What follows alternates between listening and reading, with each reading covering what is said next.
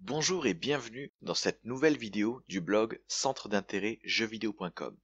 Je suis Joseph Nguyen, auteur de ce blog et coach sur Overwatch. Cette vidéo est la 5e vidéo d'une série de 7 vidéos qui décriront 7 obstacles qui vous empêchent aujourd'hui de progresser dans le classement. Dans cette vidéo, nous verrons ensemble le 5e obstacle qui empêche les joueurs de progresser dans les jeux vidéo compétitifs en équipe comme Overwatch, League of Legends et bien d'autres. L'obstacle que j'aimerais vous décrire aujourd'hui a créé un filtre devant vos yeux qui vous empêche de voir ce qui est juste sous votre nez. Cet obstacle a été créé par votre méthode d'apprentissage, la copie. Vous copiez les gestes, mais aussi les idées. Si bien qu'aujourd'hui, si on regarde ce qu'il y a en dessous de la copie, on n'y trouve presque rien. Aujourd'hui, votre niveau de connaissance est très supérieur à votre niveau de jeu. Par mon expérience de coach, j'évaluerai ce rapport à 1 sur 100. Vous connaissez 100 fois plus de choses en théorie par rapport à ce que vous appliquez sur le terrain. Je vais même vous partager un constat qui m'a énormément surpris et qui me surprend toujours d'ailleurs. Un joueur de niveau maître a la même capacité d'analyse qu'un joueur de niveau bronze. La seule différence entre les deux est sur la mécanique. Le joueur de niveau maître est plus rapide, il exécute ses actions de manière plus fluide et plus précise, il réagira aussi plus rapidement, et ça s'arrête là. Au niveau de ses connaissances, au niveau de l'application de ses connaissances, c'est exactement le même niveau entre le joueur bronze et le joueur maître. Selon moi, et je pense que c'est aussi le cas pour vous, c'est un très gros problème.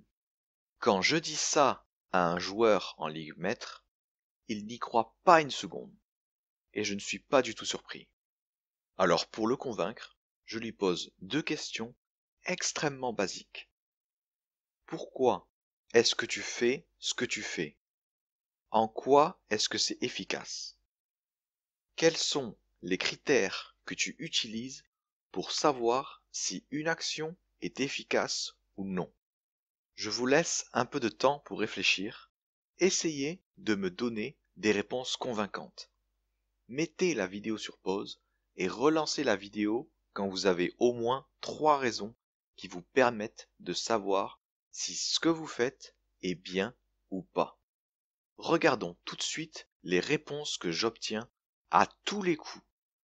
Je répète, il n'y a eu absolument aucune exception sur tous les joueurs que j'ai coachés. Celle qui revient à chaque fois, que ce soit au début ou après avoir creusé pendant 2 minutes avec certains, c'est « je ne sais pas ». Puis, on a ce que j'appelle la réponse du « c'est comme le port-salut, c'est écrit dessus ».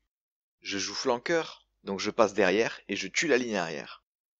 Ce à quoi je réponds « et c'est parce que tu passes par derrière que c'est efficace ?» Et là, on me répond « bah non, des fois, je passe sur les côtés aussi ». Je vous épargne tous les dérivés du genre « je dois tuer la ligne arrière parce que je passe par derrière ». Je dois tuer la ligne arrière parce que je passe en haut. Je tank parce que je joue tank. Je joue tank, donc je dois être devant, etc. Ça peut continuer très très loin comme ça. On a aussi les réponses du type « si je fais bien ce que je dois faire, c'est que je le fais bien ». Ouais, je sais, ça ne vole pas très haut, mais c'est une réalité.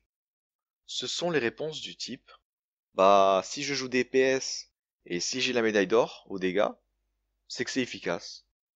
Ou on a aussi dans le même type « si j'ai fait le café pendant la partie, c'est que je suis efficace. Et si je n'arrive à rien, alors c'était parce que je n'étais pas efficace. » Bon, le moins que l'on puisse dire, c'est que les réponses ne sont pas 1. Convaincantes, et 2. Qu'elles sont très vagues. Me dire que les DPS doivent DPS beaucoup, je pense que vous n'avez pas tellement besoin d'entendre ça. Et vous, quel type de réponse avez-vous trouvé? N'ayez surtout pas honte si vous n'avez pas de réponse convaincante. Je viens de vous expliquer que c'était les réponses que j'obtenais à chaque fois et de la part de joueurs qui sont dans la ligue maître. Ne pas avoir de réponse convaincante est la norme aujourd'hui, même si on n'a pas envie d'y croire. Je pense que vous me connaissez maintenant et vous savez ce que je pense des réponses vagues. Je tiens à ce que cela soit très clair et que cela soit une règle fondamentale que vous allez vous construire. Ce qui est vague est inutile, et si vous êtes vague, c'est parce que vous n'avez aucune idée de ce que vous faites. Plus vite vous l'acceptez, et plus vite vous progresserez. Pourquoi les mêmes réponses vagues pour des niveaux si différents, c'est-à-dire entre bronze et master? Il y a une raison très simple qui explique ça. Les joueurs, quel que soit leur niveau, ne réfléchissent que très rarement pendant la partie. Tout leur jeu est basé sur de la mécanique et des réflexes. C'est exactement cette raison qui différencie les joueurs professionnels des joueurs amateurs, voire semi-pro. Les joueurs professionnels sont certes très bons mécaniquement, mais ils ont aussi une stratégie en tête, des règles à suivre leur permettant de dérouler leur stratégie s'ils rencontrent un obstacle. Heureusement pour vous, je vais aller beaucoup plus loin dans mon analyse et je ne vais pas rester vague comme les réponses précédentes. Je pense que vous voyez clairement le problème maintenant. Vous n'appliquez pas ce que vous savez. Vos connaissances théoriques sur le jeu n'ont absolument aucune incidence sur votre niveau de jeu, alors que ces dernières devraient être utilisées pour littéralement façonner votre niveau de jeu. Cette vidéo n'a qu'un seul but, vous montrer comment réduire l'écart entre ce que vous savez du jeu et ce que vous faites réellement quand vous êtes en jeu. Ce qu'il faut retenir ici, c'est que peu importe votre temps de jeu, peu importe votre niveau de jeu, parce que vous ne réfléchissez pas pendant vos parties, il n'y a aucune raison que votre capacité à raisonner sur le jeu de manière concrète s'améliore. Nous avons tous des biceps, et certains ont des biceps plus gros que les autres, parce que justement, ils les ont fait travailler, beaucoup plus que les autres. La conséquence de cette façon de jouer, c'est que vous basez uniquement votre jeu sur les réflexes et la mécanique. Il n'y a qu'à voir le sujet qui intéresse tout le monde pour s'améliorer, la visée, la aim. Quand je demande à un joueur de donner l'ordre d'importance de la visée dans Overwatch, il me dit que c'est très loin derrière le teamplay, qui doit faire 80% du jeu, et la visée ne ferait au maximum que 20% du jeu. Mais alors pourquoi tous les joueurs sont obsédés par la visée et ne travaillent absolument pas le teamplay qui, même d'après eux, fait 80% du boulot? C'est parce qu'à l'instant où ils se retrouvent sur le terrain, toutes leurs connaissances s'envolent et deviennent de lointains souvenirs. Je vais vous montrer comment établir une stratégie efficace et surtout comment jouer de façon adéquate afin que votre composition et vos initiatives soient en parfait alignement avec la stratégie. Mais avant, nous devons voir quelque chose d'extrêmement important ensemble. Pour nous améliorer, encore faut-il comprendre comment ça marche, comprendre les règles du jeu, avant de vouloir décider d'une stratégie. Si vous voulez vous améliorer, il vous faut à tout prix avoir les principes du jeu et en saisir le sens, les conséquences.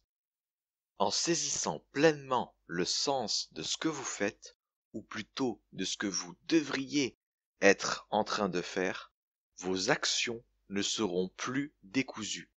Vous comprendrez à quoi servent vos actions à une échelle bien plus grande et bien plus pertinente que l'échelle personnelle que vous utilisez actuellement. Un kill de votre part ne sera pas seulement cela. En tuant la bonne personne, cela ouvrira une fenêtre d'opportunité pour votre équipe afin que cette dernière puisse dérouler son jeu. En plus de pouvoir observer vos actions sous un autre angle, vous pourrez aussi lire le jeu de votre adversaire, deviner sa stratégie, mais aussi sa tactique, c'est-à-dire sa façon sur le terrain de mettre en pratique sa stratégie. Est-ce que vous ne pensez pas que votre jeu serait nettement plus puissant si vous saviez déjà ce que vos adversaires vous réservent? Vous connaissez déjà la réponse à cette question. Évidemment, je ne vais pas vous demander de vous arrêter de jouer en plein milieu de la partie pour réfléchir. Comme d'habitude, toute l'étape de réflexion se fera au moment de la réflexion, c'est-à-dire avant de vous entraîner. Je vous préviens tout de suite, vous aurez l'impression qu'il y a des millions de questions à se poser, mais cela vient avant tout du fait que vous ne vous êtes jamais posé de questions, et vous n'avez fait qu'accumuler des expériences. Vous remarquerez aussi très rapidement que la plupart des questions auront des réponses très simples et souvent négatives, car elles ne respectent tout simplement pas les règles de votre jeu vidéo sur lequel vous essayez de progresser. En effet, chaque jeu vidéo compétitif en ligne est soumis à des règles. Ces règles viendront dicter une certaine façon de jouer, une certaine dynamique. En comprenant le fonctionnement de cette dynamique, et donc en sachant comment l'exploiter au mieux, vous saurez exactement comment jouer vos personnages. Vous identifierez rapidement les objectifs à atteindre si vous voulez dérouler votre jeu plutôt que de subir celui de vos adversaires. Concrètement, vous allez identifier les principes clés que vous devez suivre en permanence si vous souhaitez gagner. Sur StarCraft 2, le principe clé est la macro-gestion. Frappez dans l'économie de votre adversaire, obtenez le contrôle de la carte et il s'écroulera, peu importe s'il vous surpasse sur les autres critères, dans une certaine limite évidemment. Sur League of Legends, le principe clé est la composition de l'équipe et son adéquation avec la tactique que vous allez mettre en œuvre. Si l'équipe adverse repose sur son jungler pour dérouler son jeu, le tuer infligera des dégâts immenses à leur équipe. Ils perdront alors leur avantage tactique et seront submergés lors du late game. Sur Overwatch, le principe clé est la composition de votre équipe et votre stratégie en fonction de la configuration de la carte sur laquelle vous jouez. Jouer une composition qui n'a pas de verticalité, c'est-à-dire qui ne peut pas prendre les hauteurs à volonté sur une carte qui en est bourrée, et vous vous retrouverez sous des tirs nourris sans même pouvoir riposter. Ces principes clés qui sont propres à chaque jeu vidéo viendront créer à leur tour des grands principes qui dicteront votre façon de jouer vos personnages et leur rôle. Si vous jouez à des jeux en équipe, il y a de grandes chances que vous retrouviez ces trois questions qui viendront dicter les trois grands principes de la façon de jouer optimale. Première question, quel est mon rôle dans l'équipe? Deuxième question, comment est-ce que mon rôle permettra à mon équipe de dérouler son jeu? Et enfin, pourquoi le personnage que j'ai choisi est bien plus intéressant pour accomplir ce rôle qu'un autre? Ces trois questions de principe viendront dicter votre façon de jouer et chaque micro-décision que vous prendrez devra être conforme à ces trois grands principes. Si vos actions sont conformes à ces trois questions, votre niveau de jeu viendra construire les fondations de cet immense édifice qu'est le jeu d'équipe. Vous saisirez alors toutes les richesses qui se cachent dans vos jeux vidéo préférés, plutôt que de seulement voir ce qu'il y a en surface. Parce que vous avez maintenant le principe clé en tête, les grands principes que cela implique, et que vous avez les réponses pour les trois questions ci-dessus, il sera très simple de détecter vos erreurs et de les corriger. En effet, toutes vos actions qui ne sont pas en accord avec tout ça sont par définition des erreurs. Il vous suffira alors de cibler ces actions et de les corriger afin qu'elles puissent être conformes au principe. Pour trouver ces erreurs, posez-vous les questions suivantes. Qu'est-ce que j'ai accompli pour mon équipe en réalisant cette action? Et est-ce que cette action permet à mon équipe de dérouler son jeu? Si les réponses sont pas grand-chose, rien ou même je ne sais pas, alors ce sont des erreurs. Alors vous savez que vous devez changer votre façon de jouer concernant ces éléments. Jusqu'ici, nous avons vu que d'abord, les joueurs de jeux vidéo se posent très peu de questions, au point où même après des centaines d'heures de jeu, la plupart ne savent toujours pas répondre à des questions extrêmement basiques.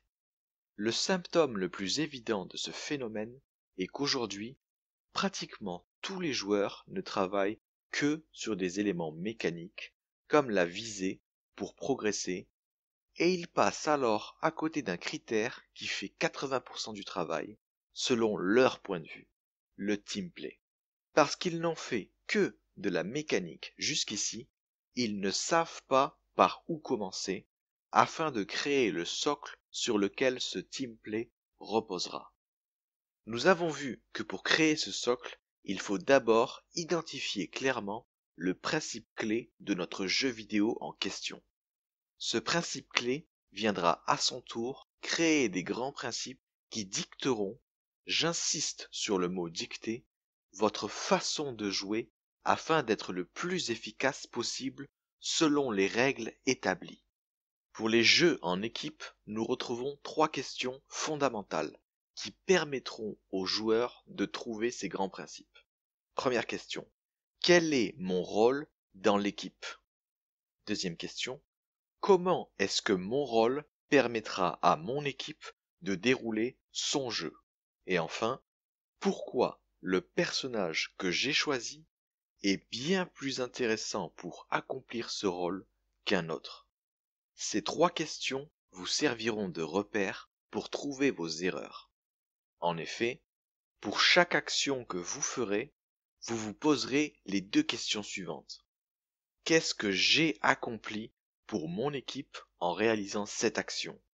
Et est-ce que cette action permet à mon équipe de dérouler son jeu? Si les réponses à ces questions ne sont pas conformes aux grands principes, votre action sera une erreur par définition, et vous devrez la corriger pour que cette dernière respecte pleinement les grands principes et donc aussi le principe clé de votre jeu. Je vais vous montrer comment jouer de façon à respecter votre stratégie. Comment faire pour que chaque initiative que vous allez prendre vous permette de dérouler votre jeu plutôt que de seulement baisser votre frustration. Mais avant de vous montrer ça, nous devons voir d'abord comment élaborer une stratégie qui tient la route, qui a du sens et surtout qui sera efficace. Je vous préviens tout de suite, cela sera loin d'être facile, car vous ne l'avez, pour la grande majorité d'entre vous qui regardez cette vidéo, jamais fait auparavant. Alors, nous allons prendre le temps ici de voir exactement comment faire, étape après étape. Tous les jeux vidéo compétitifs en ligne sont obligatoirement équilibrés. Du moins, ils font tout leur possible pour l'être. Cette recherche de l'équilibre va créer des héros qui auront à la fois des forces et des faiblesses. Par exemple, sur Overwatch, les personnages les plus rapides sont aussi moins résistants par rapport à des personnages qui appartiennent à la même catégorie. Tracer, par exemple, a le plus de mobilité dans sa catégorie, mais elle est aussi le personnage avec le moins de points de vie. En ayant une image globale de tous les personnages présents dans votre jeu, vous aurez une idée de la dynamique que les développeurs essayent de construire à travers leur jeu. Il n'appartiendra alors qu'à vous de faire les mélanges de votre choix afin de déterminer les stratégies correspondantes. Du moins, Ça, c'est les grandes lignes. Voyons plus en détail comment cela se passe réellement. Les meilleures stratégies se font par itération, c'est-à-dire qu'il faudra peaufiner la stratégie et son exécution au fur et à mesure de son utilisation. Oubliez alors tous vos rêves de trouver une nouvelle stratégie qui sera aussi puissante que celle des professionnels sur un coup de tête. Je vais être honnête avec vous, même les meilleures stratégies ont commencé au fond du trou. Si vous vous lancez dans cette aventure de trouver une nouvelle stratégie, surtout n'abandonnez pas sous prétexte que ce n'est pas assez solide. Au contraire, renforcez-la et essayez de comprendre pourquoi elle ne marche pas. Une bonne stratégie est donc à la base une mauvaise stratégie qui montre du potentiel, qui a été améliorée à plusieurs reprises. Mais comment est-ce que l'on améliore quelque chose? De quoi a-t-on besoin? Comment améliore-t-on un système? Le tout premier élément indispensable afin de pouvoir améliorer quoi que ce soit est de déterminer l'objectif du système en question. Pour répondre à toutes ces questions, il faut d'abord analyser chaque élément du système, c'est-à-dire les sous-systèmes qui viendront composer le système en entier. En comprenant chaque rouage du système, vous pourrez commencer à faire une liste des améliorations possibles. Dans le contexte qui nous intéresse, à savoir les jeux vidéo, voici les éléments dont vous aurez besoin pour améliorer quoi que ce soit dans votre niveau de jeu. Quelle est ma stratégie ou quelles sont les stratégies possibles, optimales ou au moins viables? Autrement dit, quel est le but du système? À partir de cette stratégie, vous allez choisir la composition de votre équipe. Votre composition devra vous permettre au mieux de mettre en place votre stratégie. Votre composition représente les sous-systèmes que nous avons évoqués précédemment. À partir de cette composition et du contexte, la carte, la composition adverse, etc., quelle est la tactique optimale afin d'exécuter la stratégie qui a été décidée plus ou moins explicitement? Dernière question. Quel est alors le rôle de chacun des sous-systèmes, des personnages, dans l'exécution de cette tactique? En répondant à ces 4 questions, vous aurez un jeu qui a du sens. Vos actions sur le terrain devront être conformes sur les 4 niveaux d'analyse. Vous pourrez alors voir très facilement si une action de votre part est bonne ou si c'est une erreur, et cela indépendamment du résultat. La 4e question est celle qui vous intéresse le plus pendant la partie. Elle vous permet de déterminer votre rôle exact dans la composition que vous êtes en train de jouer. Mais pour y répondre, il est indispensable d'avoir déjà répondu aux 3 questions précédentes. Car sans ces réponses, il est tout simplement impossible de jouer son rôle correctement. Croyez-le ou non, mais ces questions n'ont toujours pas de réponse, même chez une grande majorité de joueurs en Ligue Grand Maître. Quand je pose la question suivante à un joueur en Ligue Bronze ou en Ligue Maître, quel est ton rôle quand tu joues Genji? J'obtiens exactement la même réponse de la part de ces 2 joueurs. Je suis le flanqueur et je dois tuer la ligne arrière. Et quand j'essaye de creuser pour voir ce qu'il y a derrière, je me rends compte qu'il n'y a absolument rien. Toutes les réponses que j'obtiens par la suite ne sont que des formes diverses de la première déclaration. Des réponses du type « c'est comme le port-salut, c'est écrit dessus ». Ce qui donne, encore une fois, je suis le flanqueur, je focus les supports en premier parce qu'ils sont à l'arrière. Ou alors, je dois souvent passer par les flancs pour pouvoir aller derrière. Ou encore, je dois attendre que mon équipe attire l'attention pour passer derrière. Bref, j'obtiens toujours la même réponse parce que c'est la seule qu'ils connaissent en Ligue Bronze comme en Ligue Maître. Généralement, quand je pose cette question « Quel est ton rôle quand tu joues le héros X ?» c'est pendant que l'on regarde un enregistrement de l'une de ces parties. Il a donc parfaitement le contexte et tous les éléments pour me répondre. Malheureusement, sa réponse est assez bateau, comme vous avez pu le voir. Pour me donner une véritable réponse, une qui tient la route, vous me donneriez un scénario qui contiendrait la stratégie de votre équipe, la composition de votre équipe, le contexte, la tactique et enfin seulement votre rôle. En clair, le problème ici, c'est que les joueurs voient les héros de jeux vidéo comme dans LoL, Dota, Overwatch par exemple, comme des outils simples. Mais c'est beaucoup plus complexe comme vous venez de le voir. Les outils simples peuvent d'ailleurs servir à beaucoup de choses. Il y a en effet une catégorie de personnes dans notre société qui est très créative, les prisonniers. Ces derniers ont beaucoup d'imagination et vous seriez surpris de toutes les inventions qui ont été faites dans les prisons ou par des personnes en captivité. Prenons l'exemple d'un tournevis. À quoi sert un tournevis? Une personne qui n'a absolument aucune imagination répondra seulement à visser et dévisser des vis. À quoi cela pourrait servir d'autre? Pour trouver des pistes, imaginez différents contextes. Encore une fois, mettez la vidéo en pause et relancez la vidéo quand vous avez 3 utilisations supplémentaires pour un tournevis. Les utilisations possibles sont une arme, une monnaie d'échange, un instrument de musique, casser une vitre, ouvrir un pot de confiture qui fait de la résistance, faire un effet de levier sur une pièce coincée, etc. Quand vous me dites que Genji est un flanqueur, vous ne me donnez pas son rôle. Vous ne me donnez pas ses utilisations possibles. Tout ce que vous faites, c'est me donner une évidence, comme le fait qu'un tournevis tourne des vis. Changez le contexte et découvrez de nouvelles fonctions à des personnages ou à des outils, même très simples. Qu'avons-nous vu jusque-là? D'abord que les joueurs de jeux vidéo réfléchissent très peu pendant les parties, peu importe leur niveau. Leur capacité à raisonner est donc proche de zéro.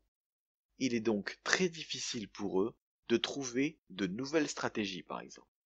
Leur jeu est alors basé uniquement sur les réflexes et la mécanique. Alors qu'ils ont conscience qu'il y a des leviers de performance, comme le jeu d'équipe, qui sont bien plus puissants. Heureusement pour eux, leur niveau de connaissance dépasse de très loin leur niveau de jeu.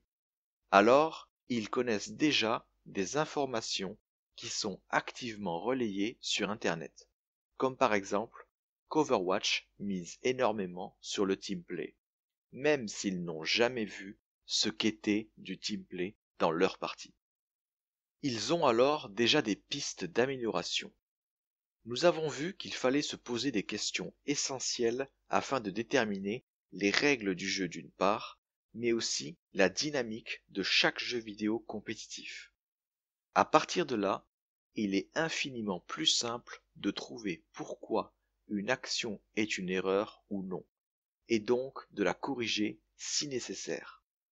Nous avons ensuite vu que n'importe quelle bonne stratégie commence elle aussi par être une mauvaise stratégie. Elle ne deviendra bonne qu'à force de l'améliorer via de multiples itérations. Nous avons donc vu ensemble les premiers éléments qui permettront d'améliorer un système, une stratégie, l'objectif et le fonctionnement du système. Si nous ne connaissons pas le but, impossible d'améliorer le système dans le bon sens.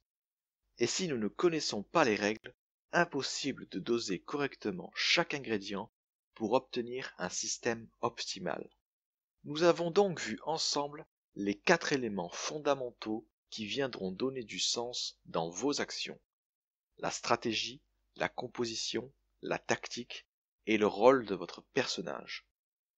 Bon, avant de vous emballer en pensant découvrir la nouvelle astuce pour passer master sans effort, sachez que ce qui fait les équipes, ce n'est pas la stratégie, ce n'est pas le plan de bataille, mais les initiatives que les joueurs prendront pour parvenir tout de même à dérouler leur stratégie. Encore une fois, je ne vais pas vous mentir comme font beaucoup de vidéos. Ce n'est pas parce que vous saurez définir une stratégie que vous monterez dans le classement comme par magie. Il vous manque le plus important, appliquer la stratégie, alors que votre adversaire vous en empêche. Pour vous donner une idée d'à quoi vous attendre, je vous laisse découvrir cette citation d'une personne dont je n'arrive pas à prononcer le nom, alors je vais m'abstenir. Aucun plan de bataille ne survit au contact de l'ennemi. La première chose que les joueurs que je coach me disent quand nous finissons d'établir nos premières stratégies, c'est « Mais alors, je n'ai plus le droit de prendre des initiatives ?» Bien au contraire. Ne me faites pas dire ce que je n'ai pas dit. Ce n'est pas parce que vous avez clairement défini une stratégie, une composition, une tactique et enfin votre rôle que vous ne devez plus prendre des initiatives. C'est justement les initiatives qui font les joueurs, encore une fois. De plus, vos adversaires prendront sûrement des initiatives pour contrecarrer vos plans. Alors vous devrez, à votre tour, vous adapter. Mais ici, il ne s'agira pas de prendre n'importe quelle initiative. L'erreur fréquente que je constate chez les joueurs de jeux vidéo qui ne progressent pas ou plus, c'est que leurs initiatives sont purement personnelles. J'ai décidé de changer de cible parce que je ne touchais pas celle d'avant. J'ai décidé de switch sans rien dire parce que je n'aime pas jouer support. J'ai décidé de passer à gauche tout seul pour les attaquer sur le flanc et ils m'ont tué tout de suite. Toutes les initiatives que vous devez prendre doivent respecter une règle d'or. Vos initiatives doivent vous permettre de continuer d'assurer votre rôle dans l'équipe et elles doivent être alignées avec votre stratégie. Par exemple, si vous jouez Genji dans une composition dive classique, l'erreur que je constate très souvent est que le Genji décide soudainement de prendre un Makri ou un soldat parce que soi-disant il n'arrive à rien. Vous ne pouvez pas faire pire comme erreur, parce que votre équipe va continuer de jouer exactement de la même façon, mais sans Genji cette fois. Vous ne verrez pas forcément pourquoi c'est une erreur, alors laissez-moi vous l'expliquer. Dans cette configuration, le rôle du Genji est le suivant. On va donc suivre le plan en 4 points. Premier point, la stratégie. Votre stratégie est de frapper vite en sélectionnant la cible la plus vulnérable, moins de 200 PV, le moins de mobilité possible, et isoler des autres dans le meilleur des cas. Et ensuite, vous enchaînerez le combat en 5v6.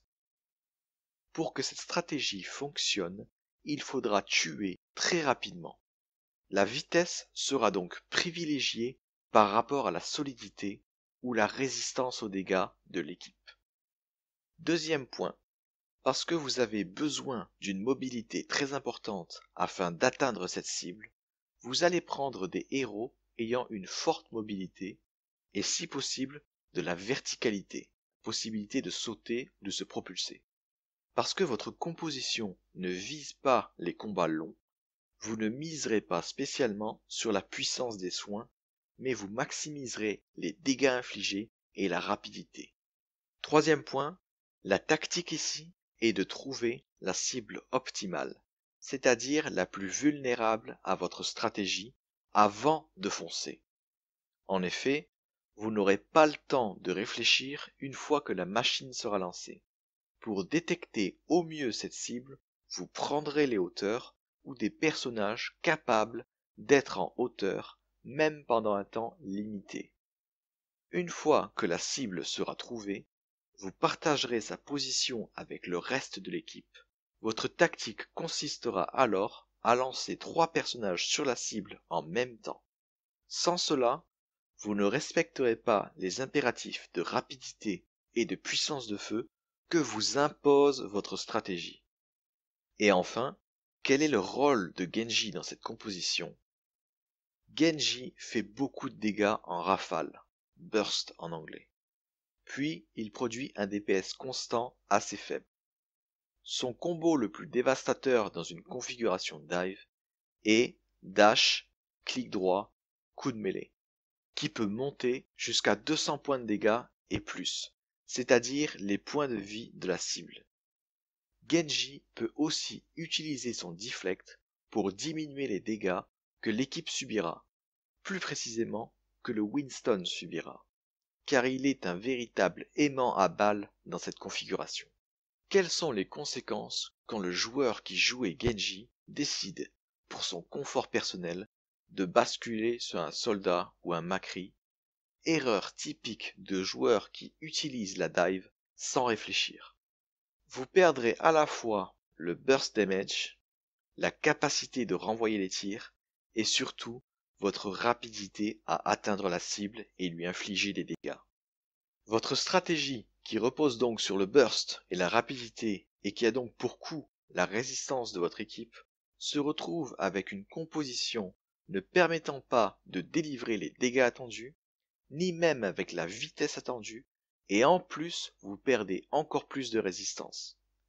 Bref, rien ne fonctionne, le joueur a tout détruit par ce simple geste purement pour son confort personnel. Vous pouvez bien sûr changer de héros, mais vous devrez alors au même moment changer de stratégie et de tactique. Or, ce n'est jamais le cas, même à un niveau très élevé, 4000 SR et plus. On constate énormément d'erreurs de ce genre.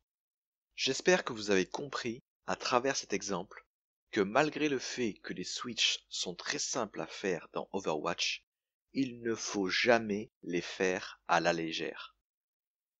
Et devinez quels conseils on vous donne tout le temps dans les vidéos pour devenir meilleur. Vous l'aurez deviné. Hey, si ça marche pas, il faut que tu changes de héros. C'est en effet une bonne idée, mais dis-moi au moins comment faire pour ne pas faire n'importe quoi. Évidemment, ce genre de vidéo est copié en boucle, et on retrouve donc ce très mauvais conseil partout. Si bien qu'aujourd'hui, sur les forums, quand quelqu'un n'arrive pas à progresser, on lui conseille de changer de héros pour mieux s'adapter à ses adversaires. Félicitations, ça ne veut absolument rien dire. Le problème ici, c'est que les joueurs ne saisissent pas bien pourquoi un héros marche plus qu'un autre. La seule façon de le savoir est justement d'avoir une stratégie en tête. Sans cet élément, tout est discutable, tout est correct, et donc, très concrètement, absolument rien n'est correct. Je vais donc vous partager un concept fondamental ici qui vous permettra de garder en tête la stratégie de l'équipe. L'intention du commandant. Qu'est-ce que l'intention du commandant? Ce concept vient tout droit du champ de bataille. Imaginez un général préparant son plan de bataille, par souci de simplicité. Devant l'organisation gigantesque qu'il doit assurer, il se met alors à étudier tous les détails et donne à chaque unité son ordre de mission. Il se base alors sur le maximum d'informations, la configuration des lieux, l'estimation des forces ennemies, la météo qu'il fera, etc. Tout doit être parfait. Chacun sait alors ce qu'il doit faire. Vient le moment de la mission. Les troupes arrivent sur place et découvrent que, pratiquement, tout a changé. La météo n'est pas celle qui était annoncée, le terrain est difficile et les forces armées en présence ne sont pas toutes aux positions indiquées lors du plan. Pour mener à bien la mission, il faudrait alors que le général planifie encore tout de son côté, qu'il transmette ses nouveaux ordres à chaque unité et enfin qu'il espère que cela ne changera pas entre-temps. En clair, il n'y a aucune chance qu'une organisation de ce type fonctionne. Devant tant d'éléments incontrôlables, imprévisibles, il est tout simplement impossible de tout prévoir et il est impossible que le plan reste valide, ne serait-ce qu'une demi-journée plus tard. L'intention du commandant a été créée pour prendre en compte la réalité du terrain. La réalité, c'est que c'est le bordel. Votre adversaire ne fera jamais ce que vous voulez qu'il fasse, et il serait donc stupide d'attendre cela de lui. Votre adversaire s'adaptera à votre jeu. Il est donc stupide de croire qu'un plan millimétré tiendra du début à la fin. L'intention du commandant consiste alors à donner les informations utiles permettant à chaque personne de prendre des initiatives afin d'accomplir sa mission. Les informations qualifiées d'utiles dépendent fortement du travail de chaque personne. Les rôles dans les jeux vidéo ne font absolument pas exception. Prenons un support que tous les joueurs de jeux vidéo connaissent assez bien, l'environnement militaire. Je vais tenter d'illustrer les impacts de vos manques de connaissances sur la stratégie, la composition et la tactique, et je vais essayer de vous montrer à quel point, si vous n'avez pas ces trois éléments, vous n'aurez absolument aucune chance de prendre de bonnes initiatives. Imaginons que je vous mette face à cette carte. Laissez-moi un peu vous la décrire de façon à ce que vous ayez le minimum de contexte. Si on fait l'analogie avec un jeu vidéo en équipe, le contexte est donné aux joueurs à travers la carte et le mode de jeu. Par exemple, sur Overwatch, si vous jouez sur Népal Sanctuaire, vous n'aurez pas le même contexte que sur Route 66 par exemple. Le mode de jeu est totalement différent et votre stratégie devrait l'être aussi. Donc voyons ce que l'on peut conclure sur l'efficacité des initiatives personnelles quand on ne dispose que du minimum sur le contexte. Je le répète encore une fois, ce minimum, c'est celui que vous avez actuellement pendant vos entraînements. Donc cette carte, vous êtes l'équipe Bravo. Votre commandement vous a donné votre mission. Attaquer la colline entourée en bleu, la prendre et engager le combat avec la colline de l'autre côté de la route, en rouge. Vous avez bien réussi à vous infiltrer près des lignes ennemies. Vous pouvez facilement attaquer la colline bleue. Problème, Bravo est en sous-effectif. Une partie des troupes participe à une autre opération de sauvetage. L'autre groupe aurait dû rejoindre la position de Bravo sur la carte, mais ils ont eu un accrochage avec des troupes ennemies et ils ne seront pas disponibles. En plus, les communications sont brouillées par vos ennemis, donc aucun moyen de demander de l'aide, d'informer le commandement ou qui que ce soit. Vous êtes Bravo, vous faites quoi? C'est ici que vous allez devoir prendre des initiatives. Vous pouvez par exemple décider de continuer la mission. Après tout, c'est ce que l'on attend de vous. Vous ne pouvez pas faire mieux que de faire le maximum, pas vrai? Vous pouvez aussi battre en retraite. De toute façon, vous n'avez pas les forces suffisantes pour attaquer la colline de l'autre côté de la route, en rouge. Qu'est-ce que vous allez faire après avoir pris la colline bleue? Cela ne servira à rien. Autre option, finalement, vous vous dites, l'un n'empêche pas l'autre, je prends la colline bleue et j'adopte une position défensive. C'est la moitié de la mission, c'est mieux que rien, pas vrai? Ça devait même être super hyper important pour qu'on me le demande, alors je vais faire du mieux que je peux. Difficile de vous en vouloir si vous faites du mieux que vous pouvez, pas vrai? Dernière solution, vous vous creusez un peu la tête et vous vous dites que si on vous a demandé de prendre la colline, ça doit être parce qu'il y a quelque chose d'intéressant dans la ville. Peut-être que vous devriez y jeter un œil. Alors, quelle est la meilleure initiative selon vous? La réponse que l'on me donne le plus souvent est « je ne sais pas ». Devinez quoi? C'est la meilleure réponse. Ce que je veux vous montrer dans cet exemple, c'est que si vous n'avez pas de vue d'ensemble, toutes les idées sont bonnes ou toutes les idées sont mauvaises. Cela dépend de qui prend la décision. Si c'est vous qui décidez, les idées vous sembleront bonnes. Si c'est quelqu'un d'autre, vous lui direz que son idée est nulle. Mais vous lui direz après coup, après avoir lamentablement perdu, évidemment. En réalité, toutes vos idées seront nulles. Je veux que ce soit clair. Maintenant, voyons la différence avec un plan où l'équipe Bravo a en tête l'intention du commandant. Voilà par exemple un plan militaire tout droit sorti de ma tête. Je vais vous relayer le briefing du général et ça donne ça. Je vous présente le théâtre des opérations. On est aux alentours de la ville de Dorida. Un soldat allié est retenu prisonnier dans la ville et le but est d'aller le secourir. Pour cela, il y a une escouade qui a été créée et équipée spécialement pour cette mission, l'équipe Alpha.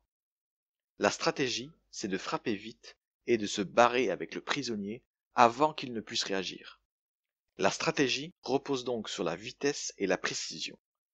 L'ennemi est beaucoup plus résistant, mais a moins de mobilité. Ça vous rappelle la dive? Pure coïncidence, j'imagine. Le souci, c'est qu'il y a des collines autour, et que ces collines, il y a des gens dessus. Nos ennemis, pour être plus précis. Une base avancée de vos ennemis se trouve sur la colline en bas à gauche. Au centre de la carte, un avant-poste a été construit et ils s'en servent pour observer ce qui arriverait par le nord-est, soit la route que va emprunter l'escouade alpha. Heureusement, vous avez un atout. Parce que vous avez beaucoup de mobilité, une escouade supplémentaire a réussi à s'infiltrer très près des lignes ennemies, l'équipe Bravo. L'équipe Bravo est à la fois rapide et extrêmement expérimentée. Ils sont aussi très bien équipés et n'ont pas froid aux yeux. En plus de tout ça, c'est qu'ils ont assez d'hommes pour retenir les ennemis dans leur base avancée au sud-ouest, du moins le temps nécessaire au sauvetage du prisonnier. Le plan, d'après le super général, qui a tout prévu, est de demander à Bravo de prendre la colline au centre pour couper la visibilité des ennemis au nord-est. L'équipe Alpha pourra alors se mettre en route et s'approcher de la zone. Après avoir pris la colline, Bravo engagera la base avancée en restant à distance. Leur but ne sera pas vraiment de tuer les ennemis, mais plus de les empêcher d'emprunter la route qui mènerait vers la ville. Ils sont donc suffisamment éloignés de l'adversaire pour ne pas être des cibles faciles, mais aussi suffisamment proches pour empêcher les ennemis d'utiliser la route. Enfin, quand le combat commencera, Alpha se précipitera dans la ville pour sauver le soldat. Happy End? Pas vraiment. En effet, rien ne se passe comme prévu.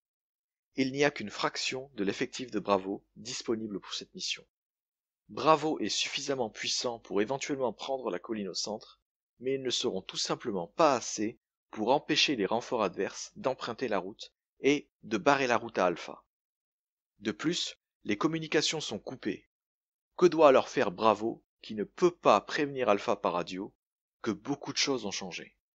Si on adopte la position d'un joueur de jeux vidéo qui souhaite changer de héros, voilà les options dont il dispose. Bravo peut aller prévenir Alpha en les rejoignant sur la route que tout est annulé ou attaquer la ville ensemble. Bravo peut tout simplement battre en retraite et laisser Alpha se débrouiller. Bravo peut aller secourir le soldat tout seul. Bravo peut quand même prendre la colline au centre, c'est déjà la moitié du travail, et c'est déjà bien. Que feriez-vous si vous étiez l'équipe Bravo? Ici, vous avez nettement plus de données. Au lieu de savoir ce que l'on va faire tout de suite, voyons ce qu'on ne peut pas faire. Est-ce que l'on peut rejoindre Alpha sur la route et les prévenir que tout est annulé, ou attaquer la ville ensemble? Évidemment, non. On sait que les ennemis observent justement dans cette direction, et on se fera tuer bien avant d'atteindre la route. Est-ce que Bravo peut battre en retraite?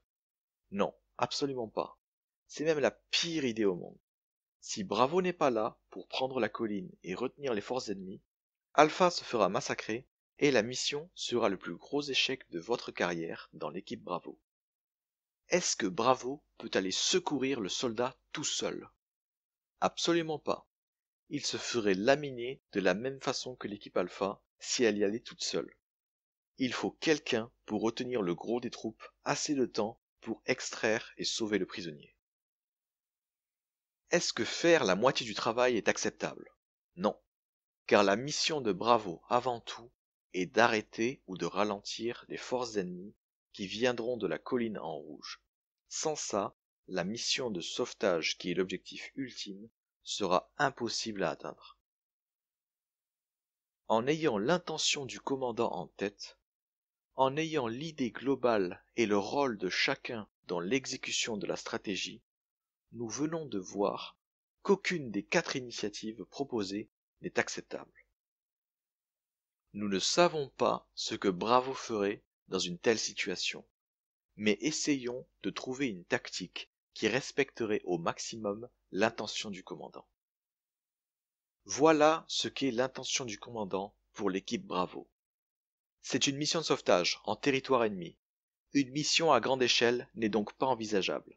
Cette dernière menacerait la sécurité du prisonnier. Alpha est l'équipe qui exécutera concrètement le sauvetage. Le but de Bravo est de retenir suffisamment longtemps les forces ennemies qui viendraient en renfort dans la ville. Afin de donner un maximum de temps à Alpha, il faudra neutraliser les guetteurs avant qu'Alpha n'entre dans leur champ de vision. Enfin, quand les ennemis se rendront compte de la présence de l'équipe Alpha, il faudra retenir les renforts le plus longtemps possible. Notez que j'ai marqué qu'il fallait retenir les renforts le plus longtemps possible, pas qu'il fallait en tuer un maximum.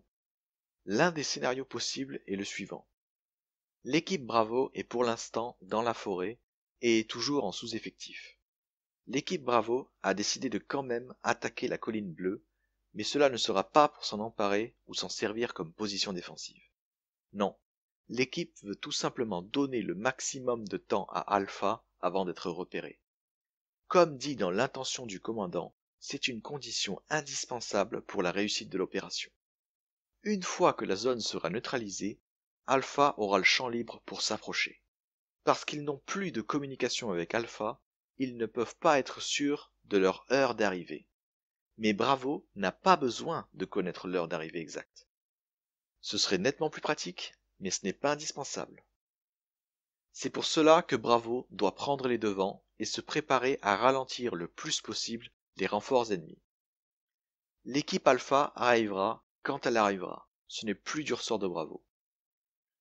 Au lieu d'engager la base avancée à distance, Bravo a décidé de se tenir en embuscade près de la route principale que les renforts vont emprunter pour rejoindre la ville le plus rapidement possible. Pour minimiser les chances d'être détectés, ils se faufileront en longeant le flanc de la colline tout en restant cachés dans les arbres. Une fois arrivés à distance raisonnable de la route, ils attendront dans la forêt. Un guetteur isolé sera placé en amont afin de pouvoir voir la route et donner le signal au reste de l'équipe que des renforts sont en route. À ce moment-là, le reste de l'équipe Bravo sortira de la forêt et ils tendront l'embuscade.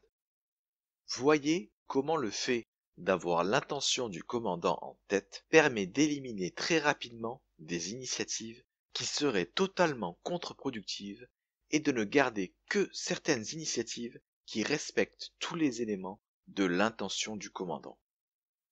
Certaines des personnes que je coach m'ont rétorqué « Mais si Alpha décide de laisser tomber, comment va faire Bravo ?» Parce que l'équipe Alpha a elle aussi l'intention du commandant en tête, il n'y a aucune chance que l'équipe Alpha ne batte en retraite. En effet, sans Alpha, l'équipe Bravo resterait trop longtemps sur place et ils se feront massacrer. Ce qu'il est important de comprendre ici, c'est que tout le monde doit avoir l'intention du commandant en tête. Trop souvent, je suis venu coacher des équipes où seulement le capitaine connaissait le plan. Il ne comprenait pas pourquoi ses équipiers ne faisaient jamais ce qu'il attendait d'eux. Il ne comprenait pas pourquoi les autres prenaient toujours de mauvaises initiatives. Si vous n'avez pas la vue d'ensemble, si vous n'avez pas l'intention du commandant en tête, aucune initiative ne sera bonne. Pour reprendre la stratégie de la dive que l'on a abordée juste avant ça, tous les membres de votre équipe doivent avoir en tête l'intention du commandant. Cette intention du commandant viendra leur donner les grandes lignes qu'ils doivent respecter s'ils veulent que la stratégie soit exécutée correctement. Les grandes lignes seront en effet différentes pour chaque rôle, ou plutôt chaque personnage, mais il est capital d'avoir cela en tête quand ça commencera à tirer dans tous les sens. En ayant l'intention du commandant en tête, n'importe qui pourra prendre des initiatives qui ont du sens. Parmi ces initiatives, nous retrouvons le fait de changer de cible, changer de personnage, changer de route d'arrivée, et bien d'autres choses. Qu'est-ce qu'il faut retenir de tout ça? On est parti de très loin, mais je tiens à vraiment reprendre depuis le début. Car comme vous venez de le voir, avoir une vue d'ensemble apporte infiniment plus de bénéfices que d'analyser les choses une par une, sans voir le lien qui les unit. De la même façon que vous ne progresserez jamais avec des vidéos du type « Deviens master sans forcer grâce à cette astuce à 2 balles ». D'abord, nous avons vu que les joueurs n'ont pas l'habitude de réfléchir sur la stratégie. Ils ont tellement l'habitude de jouer sur les réflexes et la mécanique qu'ils ne parviennent pas à voir l'image d'ensemble. Toutefois, parce qu'ils suivent les chaînes de streaming ou qu'ils regardent des vidéos sur YouTube par exemple, ils savent pertinemment que l'élément le plus important dans Overwatch, c'est le team play. Cela donne alors naissance à une situation paradoxale, mais qui se répète à chaque fois. Tout le monde sait que le jeu d'équipe est le plus important, mais le niveau moyen des joueurs de jeux vidéo sur le jeu d'équipe est à 0. À travers les parties précédentes de cette vidéo, vous avez aussi appris 3 questions qu'il faut se poser impérativement afin de bien saisir les règles du jeu, sa dynamique. Ces règles vont vous permettre de trouver la meilleure façon de jouer vos personnages et elles vous permettront aussi de savoir si ce que vous faites est une bonne chose ou non. Cela sera donc infiniment plus simple pour vous de corriger vos erreurs, car vous aurez non seulement une technique pour détecter les erreurs, mais ensuite la direction vers laquelle rediriger vos efforts. Puis, nous avons vu que les points importants pour estimer si une stratégie est bonne sont son objectif et les sous-systèmes qui la composent. Dans notre cas, la composition de l'équipe. La composition de l'équipe doit satisfaire au mieux tous les prérequis imposés par la stratégie. Puis, il faudra analyser chaque rôle, chaque personnage, afin de déterminer comment ce dernier peut accomplir son rôle au mieux et avec les outils dont le personnage dispose. Pour faire cette analyse au mieux, il faudra déterminer les 4 éléments fondamentaux pour donner du sens à vos actions. La stratégie, la composition, la tactique, pour ensuite finir seulement à ce moment sur le rôle des personnages. Devant toute cette analyse que certains qualifient de rigide, quelle est la place de l'initiative? Il se trouve que l'initiative est l'élément qui fait la différence entre les joueurs. Toute cette analyse ne doit pas vous décourager à prendre des initiatives, bien au contraire. Mais vous n'avez qu'une seule chose à respecter, que vos initiatives vous permettent de dérouler votre stratégie au mieux. Nous avons donc vu un outil indispensable pour prendre d'excellentes initiatives. L'intention du commandant. L'intention du commandant est une déclaration simplifiée et propre à chaque rôle, chaque personnage, de la stratégie de l'équipe. Elle permet d'avoir tous les éléments en tête et permet aux joueurs de savoir exactement ce qui est attendu d'eux afin de délivrer leur meilleur niveau de jeu personnel, mais aussi le meilleur niveau de jeu en équipe. Si vous pensez que ça fait beaucoup, personnellement je le pense aussi, n'hésitez pas à prendre des notes. Dans un instant, je vais vous présenter une méthode afin de définir exactement comment mettre tout ce que vous avez appris et tout ce que vous venez d'apprendre en pratique sur le terrain. En effet, pour l'instant, on est resté sur une analyse haut niveau, comme un général qui prévoit son plan de bataille. À son échelle, le général ne voit pas les soldats un par un. Il verra des bataillons, des équipes, des escouades. En clair, il verra le champ de bataille de la même façon que vous quand vous jouez à un jeu de gestion. Maintenant, nous allons analyser ce qui se passe exactement sur le terrain, faire une liste des armes à notre disposition et donc décider des actions à entreprendre sur le terrain pour dérouler la stratégie convenablement. Dans l'analogie militaire précédente, nous étions le général. Maintenant, nous allons adopter le point de vue du soldat sur le terrain. C'est cette analyse que vous auriez utilisée si vous faisiez partie de l'équipe Bravo. En effet, avant de tendre une embuscade, il fallait d'abord que l'équipe veille à avoir les munitions suffisantes et les outils nécessaires, comme par exemple un lance-roquette. C'est ce genre de questions que l'on va se poser tout de suite. Mais juste avant, je dois vous parler d'un problème récurrent que je vois justement à ce niveau d'analyse bas niveau sur le terrain et on doit s'en débarrasser le plus vite possible, car sinon, rien de ce que vous ferez ne sera applicable. Cette erreur, c'est de penser que c'est la faute de la composition. Je pense que vous avez maintenant tous les éléments pour savoir pourquoi une telle affirmation ne veut rien dire dans la bouche de quelqu'un qui n'a même pas entendu parler de stratégie ou qui ne sait même pas réellement ce que c'est. Mais j'ai aussi conscience que ça fait beaucoup de choses à apprendre d'un seul coup. Alors laissez-moi vous guider pour cet obstacle. En effet, je ne vais pas vous envoyer dans la nature tout seul avec votre intention du commandant. L'intention du commandant ne vous sera pas d'un grand secours quand les roquettes et les balles voleront et fuseront dans toutes les directions. Cet obstacle de dire c'est la faute de la composition, tous les joueurs qui ont un jour fait partie d'une équipe sérieuse ont un jour entendu cette excuse à 2 balles ou ils l'ont peut-être eux-mêmes prononcée. Comme vous avez pu le voir dans la partie précédente, pour qu'une composition soit bonne ou mauvaise, cela dépend d'abord de la stratégie que vous allez utiliser. Puis, vous devrez faire des vérifications au niveau de la tactique. Est-ce que toutes les actions que vous menez sur le terrain sont conformes à la stratégie? Et enfin, vous devrez vérifier que chacun connaissait bien son rôle. Car si vous pensez que c'était la faute de la composition, alors vous devrez changer stratégie, composition, tactique et enfin le rôle de chacun. Or, ce n'est pas du tout le cas dans la tête de la personne qui a tendance à utiliser l'excuse de la composition. Pour lui, c'est simplement un problème de personnage. En gros, si les joueurs avaient changé de personnage, vous auriez remonté la pente, comme par magie. Cette erreur, je la constate typiquement chez les joueurs qui découvrent comment jouer une composition qu'ils ne connaissent pas. Ici, je vais prendre l'exemple de la dive, car c'est la composition la plus jouée et ironiquement celle qui est la moins bien jouée. Ce réflexe de s'en prendre à la composition plutôt qu'à soi-même montre 2 choses. Premièrement, le manque de connaissance flagrant du joueur afin de déterminer une composition qui a du sens et de façon logique.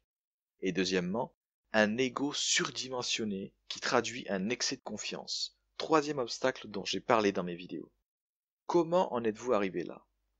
Pourquoi, après toutes ces heures de jeu, n'avez-vous toujours pas ces connaissances sur des éléments du jeu que vous manipulez tous les jours? Ce manque de connaissances vient avant tout de votre façon de progresser lorsque vous rencontrez un obstacle dans un jeu vidéo compétitif en ligne. Votre façon de progresser consiste à copier ce que font les autres, mais pas n'importe qui, les meilleurs joueurs. De cette façon, vous allez progresser assez vite, mais vous allez aussi vous arrêter très très vite dans la progression. En effet, en copiant, vous ne comprenez pas pourquoi ça marche et vous ne vous posez même pas la question pour être honnête. Évidemment, vous voyez que ça marche, vous voyez les résultats, mais vous ne comprendrez jamais le pourquoi. En copiant, vous faites la pire économie qui soit. Vous faites l'économie de la compréhension. Pour atteindre la maturité dans son niveau de jeu, il faut comprendre pourquoi chaque chose marche comme elle marche, ou pourquoi elle est comme elle est. Ces éléments vous échapperont totalement si vous ne faites que copier. En copiant, vous ne reproduisez que la couche superficielle en surface, sans comprendre ni même voir toutes les couches qu'il y a en dessous. Rien d'étonnant alors qu'une écrasante majorité de joueurs soient convaincus que les jeux vidéo, ce n'est que du réflexe et de la mécanique. On ne peut pas être plus loin de la réalité. Si vous voulez savoir si ce que vous faites n'est qu'une pâle copie, demandez-vous pourquoi vous le faites. Demandez-vous pourquoi ça marche. Si vos explications sont vagues, ou qu'elles ne reposent sur rien de sophistiqué, alors il y a de grandes chances que cela ne soit que de la copie. Attention, ne me faites pas dire ce que je n'ai pas dit. Copier n'est pas mauvais en soi. C'est le fait de seulement copier qui est très mauvais. Le fait de ne jamais se poser de questions. Au contraire, la copie fait partie du processus d'apprentissage dans les jeux vidéo compétitifs, et dans pratiquement tous les domaines pour être honnête. Cette sorte d'imitation permet aux joueurs d'acquérir très rapidement de la technique. Et c'est là le problème. C'est que si vous ne faites que copier, tout ce que vous y gagnerez, c'est seulement de la technique. C'est pour ces raisons que je vois des joueurs en Ligue Maître avoir la même capacité d'analyse qu'un joueur en Ligue Bronze. À part le côté mécanique et technique, rien ne les sépare. Que vous soyez en Ligue Bronze ou Maître, si vous voulez vraiment faire la différence et décoller dans le classement, misez aussi sur tous les autres éléments que vous n'avez pas travaillé et que je vous fais travailler dans cette série de vidéos. Ce n'est pas du hasard. Le constat que je fais ici est évidemment valable pour tous les jeux vidéo en ligne compétitifs, pas seulement Overwatch, League of Legends ou Dota. L'excès de confiance, quant à lui, vient d'abord de notre penchant naturel vers la croyance que tout ce que nous faisons est correct. Mais c'est aussi une conséquence directe de la méthode d'apprentissage basée sur la copie. En effet, les gens qui progressent dans le classement sont avant tout des copieurs. Encore une fois, il n'y a rien de mal à ça, mais prenez conscience des limites de la copie dans le processus d'apprentissage. Alors, quand ils montent dans le classement en copiant, les joueurs ont la certitude d'avoir découvert le secret pour devenir un excellent joueur.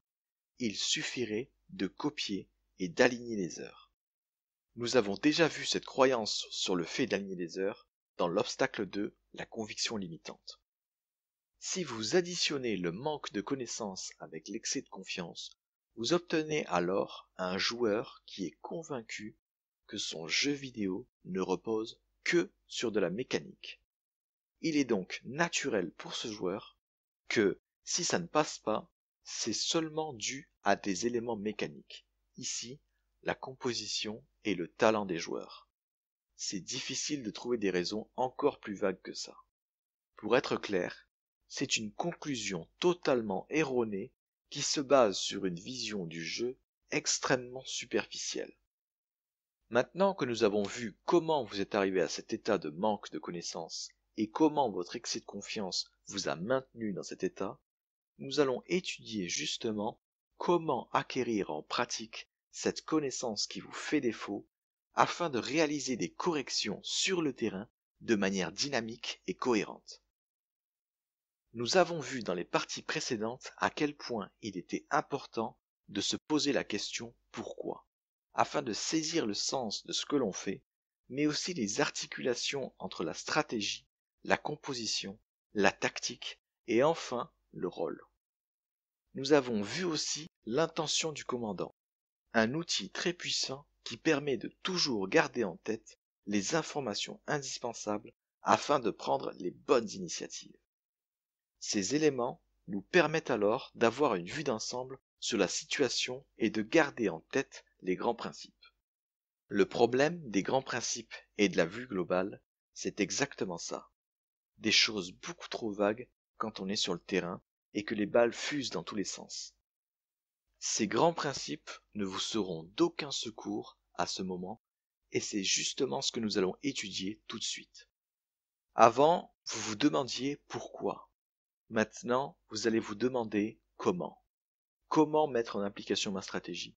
Comment jouer mon rôle? Comment atteindre mes objectifs? Se poser la question comment vous ouvrira de nombreuses portes, de nombreuses possibilités. Pour être honnête, il y aura même trop de possibilités. C'est pour cela qu'il est fondamental d'avoir votre pourquoi en tête grâce à l'intention du commandant. Ce dernier va venir fermer toutes les portes qui seront incohérentes avec vos grands principes et votre stratégie. Reprenons les éléments précédents concernant la dive et le rôle de Genji. Le premier point est très abstrait. Il appartient à l'analyse haut niveau d'un général. Au fur et à mesure que nous avançons à travers les étapes 2, 3 et enfin 4, nous nous rapprochons de plus en plus de la réalité du terrain. Mais voilà, ce n'est toujours pas suffisant pour savoir ce qu'il faut faire. Alors, nous allons continuer à descendre en nous posant la question comment. Nous allons faire ça pour tous les éléments qui sont restés vagues à partir de l'étape de la tactique, l'étape 3. En effet, les deux premiers points sont volontairement abstraits et forment en grande partie l'intention du commandant. Pour répondre au comment, nous ne nous intéresserons pas seulement à Genji. En effet, quand vous vous intéresserez à ce niveau de détail, vous devrez vous occuper de toute la composition et pas seulement de vous-même. Surtout si la composition est très axée sur la coordination entre les membres. Cette partie sera assez longue et riche, alors accrochez-vous et prenez des notes. Voici la liste des éléments importants et que vous devez donc soumettre à la question comment. Trouver la cible optimale, c'est-à-dire la plus vulnérable. Foncer. Prendre les hauteurs pour détecter la cible. Partager sa position avec le reste de l'équipe. Lancer les 3 personnages sur la cible en même temps. Si vous avez d'autres soucis avec la dive, n'hésitez surtout pas à les soumettre au même test du comment. Attaquons le premier point, trouver la cible optimale, c'est-à-dire la plus vulnérable. Comment faire ça? Comment toujours trouver la cible idéale?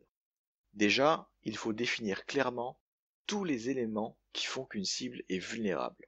Son manque de mobilité, ses points de vie, son incapacité à bouger rapidement, à l'inverse de Moira et Mercy par exemple, son incapacité à limiter les dégâts reçus ou à devenir invulnérable, etc. Vous devrez donc choisir la cible la plus vulnérable de l'équipe, même si cette dernière a la capacité d'être invulnérable. En effet, être invulnérable n'est pas un critère éliminatoire, car cette invulnérabilité a généralement aussi un coût élevé pour le personnage. Incapacité de tirer, incapacité de bouger, etc. Une fois que tous les critères sont définis, choisissez tout simplement le héros qui présente le plus de faiblesses, et ne sélectionnez jamais les tanks pour des raisons évidentes. Deuxième point, foncez. Il ne s'agit pas ici de foncer tête baissée sur la cible. Vous vous feriez couper en morceaux avant même de l'atteindre. Comme je l'ai dit, la question comment ouvre de nombreuses portes, et beaucoup ne sont pas des options viables. Vous utiliserez alors vos grands principes que l'on retrouve dans les points 1 et 2 concernant la dive, et vous répondrez alors à la question suivante. Comment foncer sur la cible en minimisant les dégâts reçus? Comment suis-je arrivé à formuler cette question? Voici l'explication. Le premier point permet de donner les grandes lignes, et le deuxième point prend en compte les caractéristiques du jeu auquel vous jouez. Dans les jeux vidéo bien équilibrés, chaque personnage a des spécificités. Une extrême mobilité sera contrebalancée par une résistance moindre, par exemple. Selon le jeu auquel vous jouez, évaluez les personnages qui conviendront le mieux pour satisfaire votre stratégie dans le premier point. En choisissant ces personnages, vous connaîtrez tout de suite le prix à payer et donc les contraintes que vous devrez respecter afin d'exécuter votre stratégie au mieux. Sur Overwatch, les personnages ayant une très bonne mobilité et qui constituent la composition dive classique sont D.Va, Winston, Genji et Tracer. Pour accentuer encore plus cette mobilité, la composition classique intègre Lucio, qui est un personnage support capable de booster la vitesse de déplacement des alliés.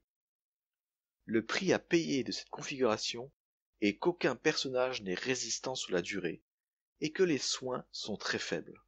En effet, le deuxième personnage support est Zenyatta pour sa capacité à booster les dégâts. Ces personnages bénéficient de capacités leur permettant de résister aux tirs, de les absorber ou même de les renvoyer, mais seulement pendant un délai très court. Cela veut dire qu'il faudra limiter à tout prix le temps passé à ne pas combattre avec ce genre de configuration. Si vous mettez 10 secondes à vous décider sur qui foncer, vous avez déjà perdu, parce que vous laisserez vos adversaires s'organiser et vous attendrir de loin avec leurs tirs. Pour limiter ce temps au maximum, vous devrez vous assurer d'atteindre votre cible en un seul saut ou dash. Winston peut parcourir la plus grande distance. Il devra impérativement atterrir sur sa cible en un seul saut afin de satisfaire au mieux la stratégie. Genji peut grimper au mur et se faufiler pour ensuite dasher sur sa cible. Il devra lui aussi atteindre sa cible en un seul dash. Tracer a 3 dashs, mais à une très courte distance, et son dash est purement horizontal. Elle devra donc se placer bien avant que son équipe soit prête à partir et de façon à arriver en ligne droite sur la cible. Parce qu'elle arrivera en ligne droite, elle devra s'assurer d'arriver par derrière ou sur les côtés, sinon ce sera la mort assurée. D.Va, elle, ne sera pas là pour tuer la cible, mais protéger l'équipe pendant la phase d'approche. Elle dispose en effet d'une capacité permettant d'absorber les tirs adverses. Cette capacité sera utilisée pour protéger Winston pendant son saut et un peu à l'atterrissage. D.Va retournera ensuite auprès des supports afin de les protéger. Troisième point, prendre les hauteurs pour détecter la cible. Comment prendre les hauteurs sans risque? Vos adversaires ne sont pas débiles. Ils ne vont pas laisser leurs équipiers les plus fragiles dans des positions trop facilement atteignables. Votre travail sera donc, dans un premier temps, de trouver cette cible. Le meilleur moyen pour y arriver est d'avoir la meilleure visibilité possible. Cette visibilité, vous l'aurez en prenant les hauteurs. Vous apprendrez alors par cœur les différentes hauteurs atteignables afin d'avoir un visuel sur les positions adverses. Vous apprendrez à les atteindre rapidement et de manière sécurisée. Évidemment, il ne s'agira pas non plus de prendre les hauteurs et d'y rester un quart d'heure. Un simple coup d'œil pour trouver la cible et vous devrez foncer vous cacher. En effet, vos adversaires ne vont pas vous laisser prendre les hauteurs sans rien faire. Vous pouvez même prendre des personnages qui peuvent seulement sauter en hauteur, puis retomber.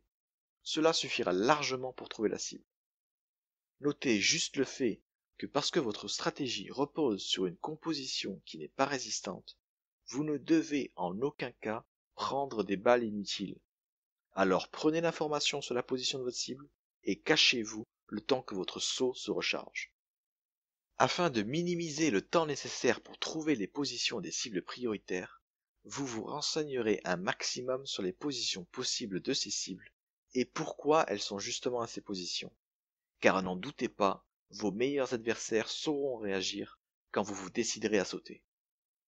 Quatrième point, partagez sa position avec le reste de l'équipe. Comment donner une position précise à des équipiers qui n'ont pas de visuel? Votre équipe n'a tout simplement pas la résilience nécessaire pour prendre des dégâts inutiles. Cela prendrait un temps fou à soigner vu votre composition, et il est donc hors de question que les gens jettent un œil si ce n'est pas leur travail. Commencez donc par minimiser les dégâts reçus, car si vous sortez la tête pour voir, vous pouvez être sûr de prendre des tirs. Vous allez devoir assigner une personne à la tâche qui consiste à repérer la cible. Cette personne doit être capable d'atteindre des hauteurs, même temporairement, pour obtenir le visuel. Afin d'éviter que les autres ne doivent aussi jeter un œil, tout le monde devra apprendre à donner des positions précises et surtout s'en souvenir dans un moment de stress. Au lieu de dire « Je vois Anna, elle est sur un toit », vous direz « Anna est top hôtel », sur le toit de l'hôtel. Vous ne pouvez pas vous permettre de donner des informations imprécises, car sinon vous en paierez tout de suite le prix. Vos équipiers auront l'envie irrésistible de jeter un œil, car vos informations seront trop vagues. Apprenez à donner des positions précises, donnez des noms aux lieux où vos cibles prioritaires ont tendance à se placer. Puis, entraînez-vous ensemble. Dernier point, lancez les 3 personnages sur la cible en même temps. Comment partir et surtout arriver en même temps sur la cible? Ici, il y a beaucoup de choses à prendre en compte. Je vais essayer de les lister pour vous. J'essaierai aussi d'être le plus précis possible. Tout d'abord, il vous faut un signal de départ, un décompte, n'importe quoi, pour donner le signal à vos équipiers. Personnellement, j'utilise le décompte. 1, 2, 3, go. Ce décompte, dit plus ou moins rapidement, a plusieurs bénéfices. D'abord, il permet aux équipiers de se réveiller au cas où ils n'auraient pas entendu un simple go. Ensuite, si des personnages arrivent plus vite que d'autres, les personnages qui sont plus lents peuvent foncer sur la cible une seconde en avance par exemple. Enfin, il permet aux personnes qui ne sont pas prêtes ou qui ne peuvent plus assurer leur rôle, un adversaire leur a foncé dessus par exemple, de se manifester avant de lancer un assaut voué à l'échec. Prenez la méthode qui vous convient. Ensuite, vous devez prendre en compte les besoins de chacun. Winston, par exemple, est celui qui a la meilleure mobilité. Il va à la fois loin et rapidement. Mais il y a une particularité le concernant indirectement. C'est qu'il doit être accompagné par D.Va pour limiter les dégâts qu'il va recevoir. D.Va se déplace plus lentement que Winston, alors elle devra partir légèrement avant Winston afin que ce dernier puisse bénéficier pleinement de la matrice. Genji, lui, peut faire un dash qui est beaucoup moins grand que le saut de Winston. Vous devrez alors lui laisser le temps de se placer Ou plutôt, Genji aura la responsabilité de se placer pendant que Winston cherche une cible à abattre et relaie l'information sur la position de sa cible. Tracer, elle, a le même problème, mais en pire. Sa responsabilité sera d'être placée avant même que le décompte ne commence. En effet, elle aura besoin de ses dashs pour arriver sur la cible et assurer sa survie. Une fois que vous avez pris tout cela en compte, il ne vous reste qu'une chose à faire, vous entraîner encore et encore afin que tout le monde arrive au même endroit au même moment. Et pour cela, il n'y a pas de secret. Lancez des parties personnalisées, entraînez-vous dans toutes les positions possibles et imaginables, tout en arrivant au même moment. Sans cela, vous serez condamné à mourir avant même de sauter. En faisant tout cela, vous respecterez alors vos impératifs de rapidité et de puissance de feu. Pour sans cesse améliorer l'exécution, vous veillerez à raccourcir toujours plus le temps nécessaire à faire chaque action que nous avons définie en se posant les questions comment. Comme vous pouvez le voir, il est beaucoup plus complexe de jouer une composition dive qu'il n'y paraît. Quand je vois des joueurs essayer de jouer la dive pour la première fois, ou même pour la 100e fois pour être honnête avec vous, ils ne font que recopier la couche de surface. En effet, aucune analyse n'est menée et vous savez maintenant pourquoi. Concrètement, ils sélectionnent les héros composant la dive et se lancent dans les parties avec pour seule directive d'arriver en même temps sur la cible. Ce n'est clairement pas suffisant. En faisant une analyse détaillée mais pas forcément poussée, on arrive déjà à saisir les avantages et les inconvénients de cette composition. Si vous n'avez pas cette image globale mêlée à cette image très concrète de ce qui doit se passer sur le terrain, vous n'aurez aucune chance de la jouer correctement. On va faire un petit résumé de tout ce qu'on a vu jusqu'ici. Je sais que c'est très long, je sais que c'est dur, je sais qu'il y a votre nouvelle série que vous avez envie de voir, mais au cas où vous n'auriez toujours pas compris, si vous voulez vraiment progresser, vous ne pouvez plus vous permettre de retenir seulement la surface et de copier. Prenez un papier, prenez un crayon ou notez directement sur votre ordinateur. Pratiquement tous les joueurs se basent uniquement sur leurs réflexes et la mécanique qu'ils n'ont cessé de peaufiner. Ils ont alors une vision très superficielle de leur jeu quand ils sont en partie. En effet, quand ils ne sont pas en train de jouer, ils peuvent vous parler de stratégie, de composition, de tactique avancée, mais tout ça se volatilise à la seconde où ils appuient sur le bouton « Jouer ». Heureusement, ils sont entourés de joueurs professionnels qui streament, de coachs qui partagent leur analyse des parties, d'analystes qui partagent leurs notes. Cela leur permet au moins d'avoir une source à peu près fiable leur indiquant qu'il y a bien quelque chose qui se cache sous cette couche de mécanique. Aujourd'hui, tout le monde sait que le paramètre le plus important dans Overwatch est le jeu d'équipe. Mais paradoxalement, presque tous les joueurs ont un niveau égal à 0 concernant ce critère. Les joueurs d'Overwatch jouent de la même façon qu'ils joueraient à un Call of Duty. Et c'est là le problème.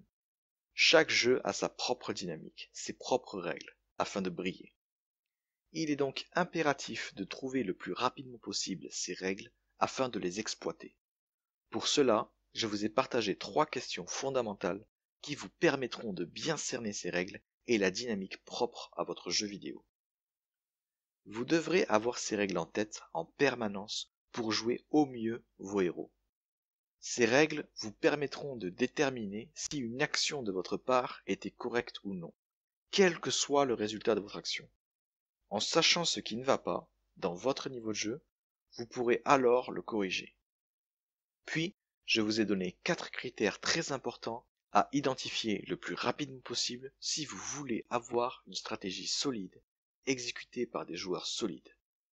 En effet, il faudra que vous puissiez déterminer très clairement votre stratégie, votre composition, votre tactique, et enfin le rôle de chacun afin de jouer vos personnages au mieux.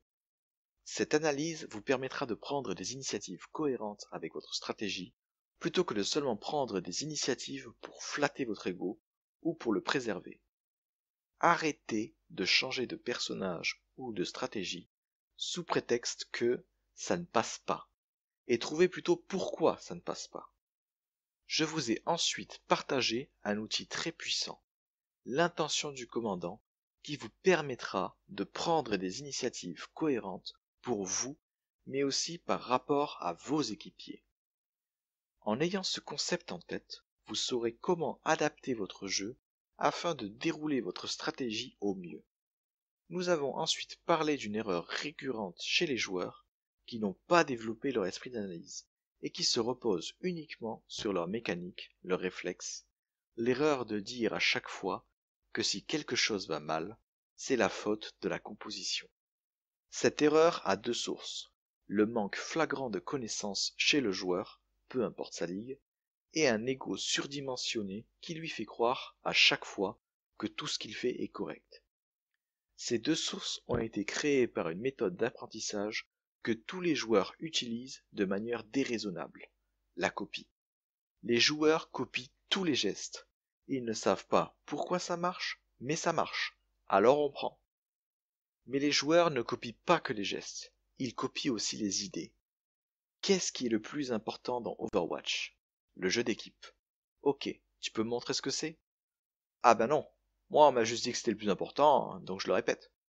En copiant, vous faites l'économie de la compréhension, au point où les joueurs de jeux vidéo ne se demandent même plus pourquoi ce qu'ils font est correct ou non.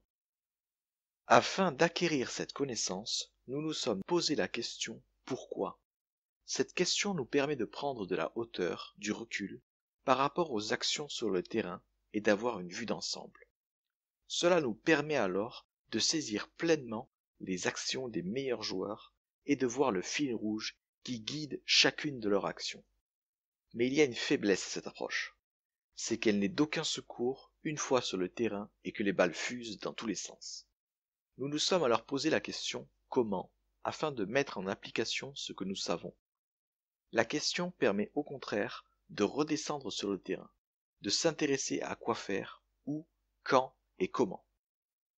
C'est ce genre de questions qui viendront dicter la tactique, mais aussi les points cruciaux à respecter lors de l'exécution afin de ne pas échouer avant même de s'être lancé dans la bataille. Enfin, un exemple de la méthode comment vous a été présenté à travers une composition très difficile à jouer, mais c'est aussi paradoxalement la composition la plus jouée, la dive. Passons tout de suite à la méthode qui vous permettra d'analyser efficacement votre jeu en adoptant un point de vue haut niveau pour une analyse stratégique. Cette dernière vous permettra de définir clairement l'intention du commandant pour votre rôle et celui de vos équipiers si vous êtes en équipe. Puis, nous redescendrons au fur et à mesure jusqu'à être au niveau le plus bas, le niveau du terrain. Ici, vous définirez très simplement et de manière exhaustive votre rôle et les points forts de vos personnages. La tactique sera donc mise à l'honneur. Je sais que cette vidéo a été longue, mais j'espère que vous avez compris que je ne pouvais tout simplement pas vous donner la solution tout de suite sans vous expliquer d'où cet obstacle vient. J'espère vous avoir apporté toutes les informations nécessaires afin que vous ayez une bonne vue sur ce que vous devez faire si vous voulez progresser. Vous l'avez compris, vous ne pouvez plus vous contenter de copier les autres sans réfléchir. Vous ne pouvez même plus vous contenter de faire ce que vous faites déjà sans réfléchir. En effet, si vous n'avez pas le sens de ce que vous faites, il vous sera impossible de vous améliorer. Sans plus attendre, la méthode. C'est en fait une méthode 3 en 1 que je vous propose ici. En effet, la tactique ne sert à rien sans la stratégie, et une stratégie sans tactique ne sera jamais mise en place. L'entre-deux sera bien sûr l'intention du commandant. Pour vous rappeler rapidement la différence, la stratégie, c'est le point de vue du général. Ici, rien ne sera précis. Le général manipule des bataillons, des escouades, mais jamais des actions individuelles. La tactique, c'est le contraire. Vous êtes sur le terrain, vous comptez vos balles et les outils à votre disposition.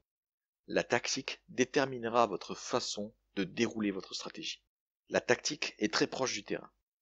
Enfin, la dernière méthode visera à vous permettre de répondre à la question « Comment utiliser mes outils, mes personnages, dans les meilleures conditions ?»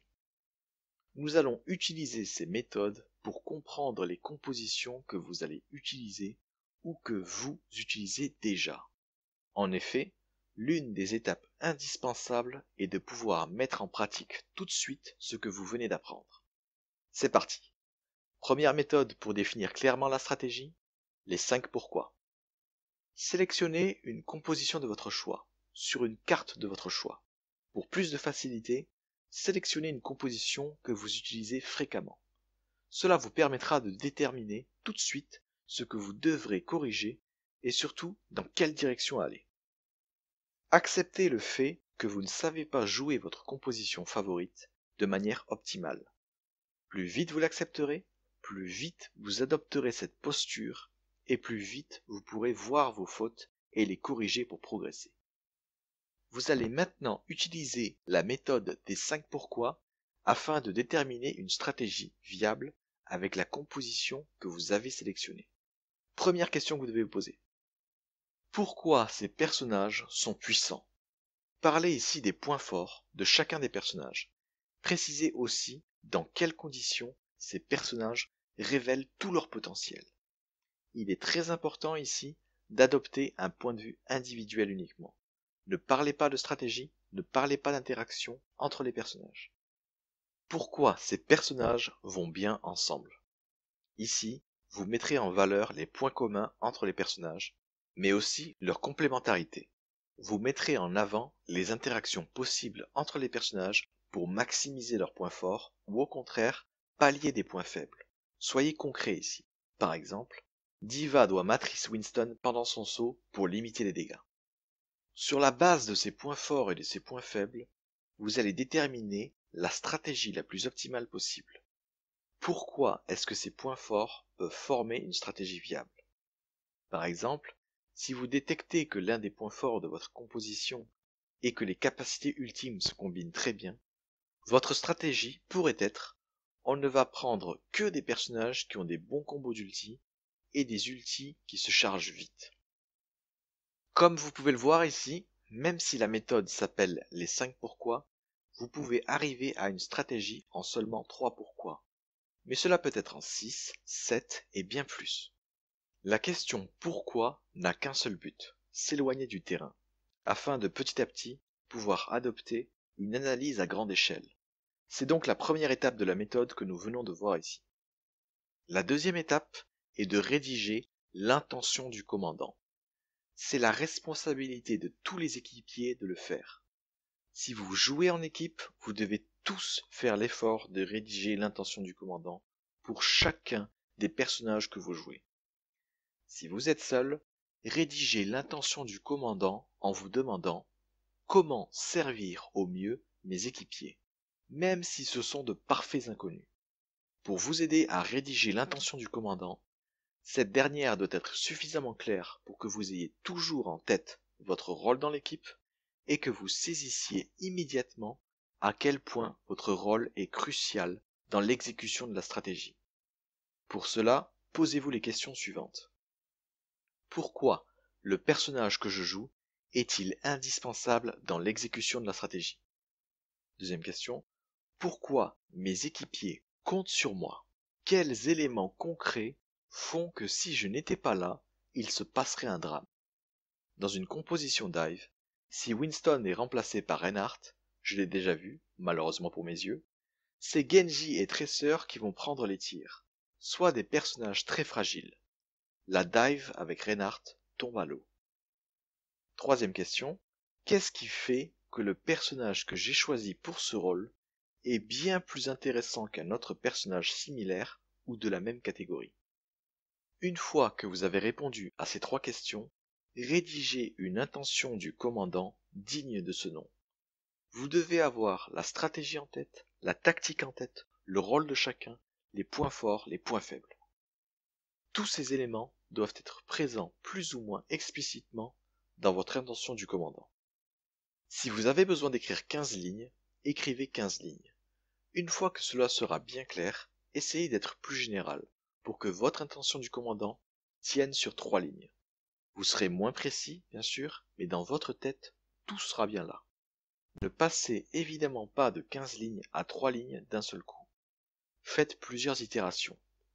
Au début, cela sera assez mécanique, mais au fur et à mesure, vous allez développer votre expertise sur votre jeu et un seul mot, un seul concept regroupera énormément d'idées. Une fois que l'intention du commandant a été rédigée et apprise, passons à la dernière étape de cette méthode. Cette dernière étape n'a qu'un seul objectif. Vous donner tous les moyens d'appliquer ce que vous venez d'apprendre, ce que vous venez de comprendre. Cette étape viendra transformer vos idées en actions. Pour cela, évidemment, vous allez suivre une méthode qui a fait ses preuves, la méthode des 5 comment. Vous allez donc prendre tous les éléments liés à la tactique et vous poser sans cesse la question comment. Encore une fois, il peut y en avoir 3, 5, 12. Le plus important est de continuer jusqu'à être en train de décrire ce qui se passe très concrètement pendant la partie. Parce que vous allez rentrer ici dans un niveau de détail très poussé, vous commencerez par vous analyser de manière individuelle. Mais il faudra aussi faire une analyse commune afin d'établir exactement comment vous allez interagir entre vous. Évidemment, si vous jouez uniquement en solo queue, seule l'analyse individuelle sera très poussée. Mais faites quand même une analyse en prenant en compte les autres. Cela vous permettra de savoir ce que vos équipiers attendent de vous une fois sur le terrain. À chaque fois que vous vous poserez la question comment, vous ne devez pas devenir plus abstrait, plus vague. C'est le contraire que vous voulez accomplir, car vous voulez savoir quoi faire exactement une fois sur le terrain. Il faudra être extrêmement précis, concret, ne pas laisser place à l'ambiguïté ici. Par exemple, si vous jouez Diva dans une composition dive, le premier élément à concrétiser commencera de cette façon. Premier élément, je dois protéger mes équipiers. Comment? En protégeant Winston qui va sauter et en revenant avec les supports pour les protéger. Comment? Pour Winston, je garderai ma matrice pour lui et je l'utiliserai jusqu'à son atterrissage. Je dois ensuite pouvoir retourner vers mes supports et les protéger d'éventuels flanqueurs. Comment? Il faudra agir très vite, car mes propulseurs ont une durée très courte.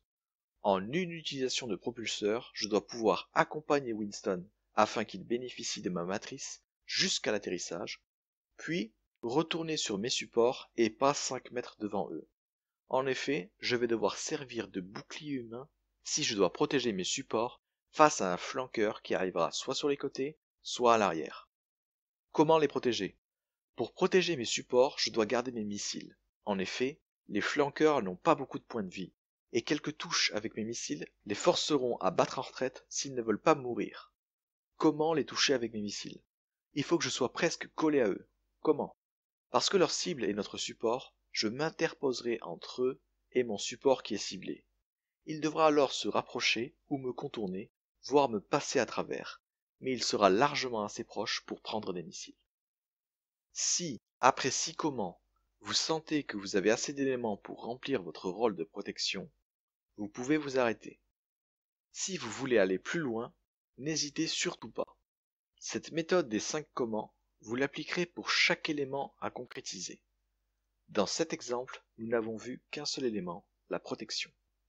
À vous d'appliquer la méthode pour le reste, puis de le faire aussi avec vos équipiers, afin que chacun puisse faciliter le travail des autres. Par exemple, nous aurions pu continuer avec un comment supplémentaire et dire « Les supports avanceront lorsque Winston et les autres sauteront. Cela me permettra d'accompagner Winston encore plus loin et de faire moins de distance pour protéger mes supports lors du retour. » Avec ces 3 éléments, vous pourrez commencer à construire votre esprit d'analyse de manière pertinente. En effet, vous aurez d'abord la vue d'ensemble, chose qui vous manque cruellement, afin de trouver les erreurs dans votre jeu. Puis, vous aurez un point de vue très proche du terrain. Bien sûr, pour faire le lien entre ces deux mondes, vous utiliserez l'intention du commandant pour vous guider.